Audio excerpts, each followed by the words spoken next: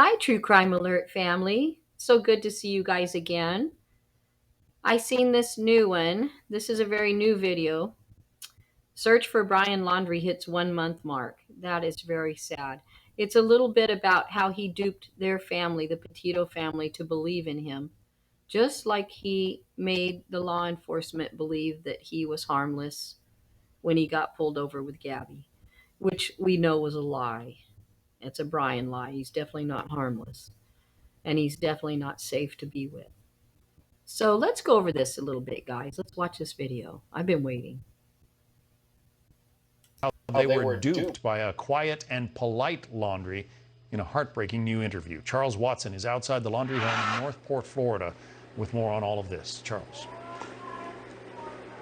Hi, John. Gabby Petito's family confirms to Fox News that they did indeed pick up Gabby's cremated remains from the mortuary in Jackson, Wyoming. Meantime, the family is opening up about how they felt tricked by Brian Laundrie. In an interview with 60 Minutes Australia, the family says they worried about Gabby going on that road trip out west, but believe she would be fine because Brian, a young man they thought was, quote, quiet and polite, would protect her.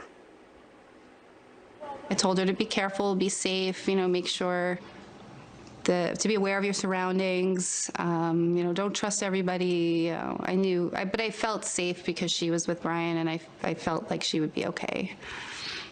I thought he would take care of her.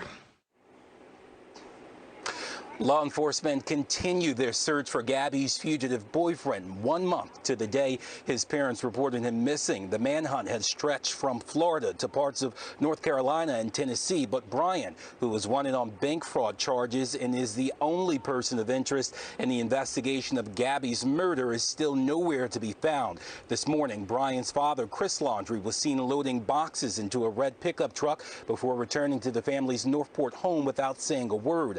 A couple of hours later, demonstrations picked up again in front of the family's lawn with protesters from as far as Pennsylvania and Arizona. Okay, did you see Chris Laundrie's new little camera he put out there? Yes, he installed cameras the other day.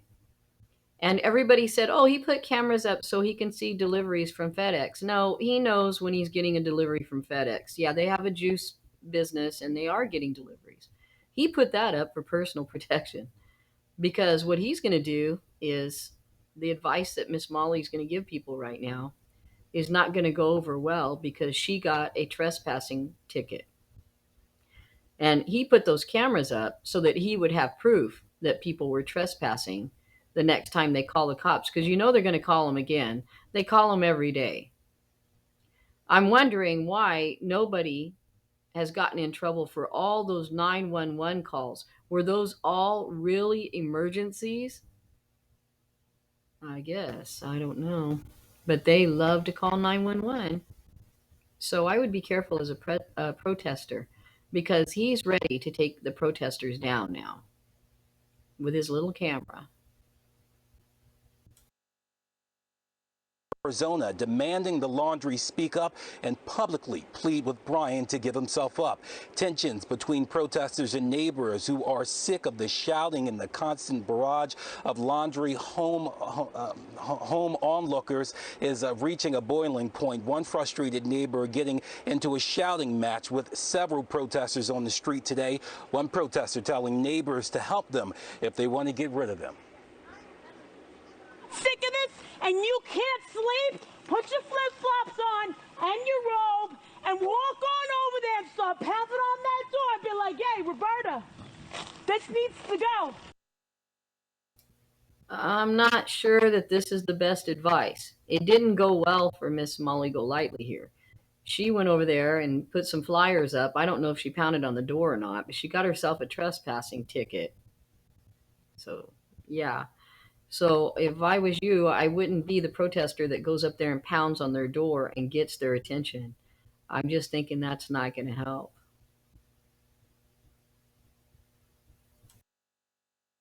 Let this family get peace. This poor girl was way too good for your son. And John, you know, these protesters are not giving up. They say they want to keep the spotlight on the Laundries. And so far, we've seen at least one protester has been out here for at least 8 hours today, John. Charles Watson from Northport, Florida. Thanks, Charles. Continue their search for Gabby's boyfriend, Brian Laundrie, 1 month to the day that his parents reported him missing. Law enforcement have focused in on the Carlton Reserve in Northport, Florida, and parts of the Appalachian Trail in North Carolina and Tennessee, who was wanted on bank fraud charges and is the only person of interest, at least publicly, in the death investigation of Gabby, is still in the wind. This morning, Brian's father was seen loading boxes into a red pickup truck before returning to the family's Northport home. For days, protesters have showed up in front of the family's lawn demanding they cooperate. They've hammered signs into the grass reading "Dirty Laundry, Justice for Gabby," and some have even left baskets of soiled laundry. But I have to tell you, Arthel, it's getting pretty tense out here between protesters and some of the neighbors who are tired of all the noise and the constant barrage of people who drive past, film, and shout at the Laundrie's home. That said, these protesters say if the neighbors are sick of them, they need to come out and convince the Laundries to plead for Brian to turn himself in. If you're sick of this and you can't sleep, put your flip-flops on and your robe and walk on over there and start pounding on that door and be like, hey, Roberta, this needs to go. Let this family get peace. This poor girl was way too good for your son. And Arthel, the protesters have packed it up for the day, but right now in Blue Point, New York, the first fundraiser for the Gabby Petito Foundation ongoing, expected to go until 7 o'clock this evening. Arthel? That protester, Marissa, her passion and anger is understandable. Charles Watson, thank you. Eric. They were duped by a quiet and polite law. Okay, you guys. Since this is my reaction to this video, I'm going to have to go with, yeah, her passion was definitely showing. Her message, I'm sure it's coming from her heart. But like I said, I'm a little bit afraid of these protesters. They seem to be getting more aggressive. We don't know if Brian's dad has a gun or not, or if he has some other way that he's thinking about protecting himself. You know, they love to call the cops. They're going to call the cops. There's probably going to be some more tickets given out, I'm sure. But I would be a little leery of that, you guys. I wouldn't run up to their house and bang on their door.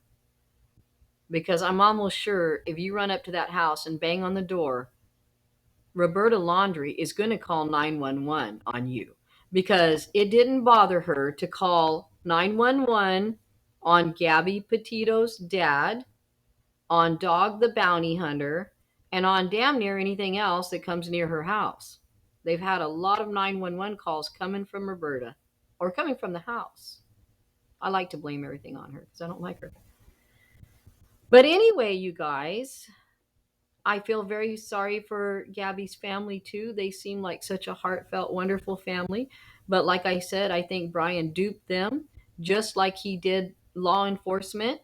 He made everybody believe that he's this wonderful guy and that nothing would ever happen to her. But we all know that was not right, you guys. He's not a wonderful guy. He's the devil. And he will be found. I still think he's going to be found here pretty soon.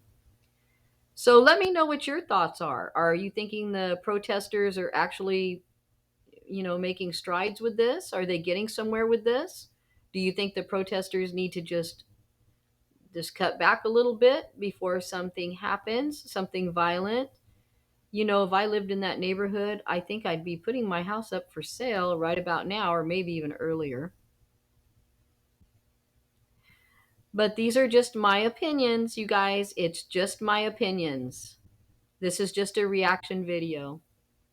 So let me know what you guys think. I would love to hear your reaction. That's why I do these, because I want to hear what you've got to say. And I will see you on the next one. Thanks for sticking with me, guys. You're really appreciated.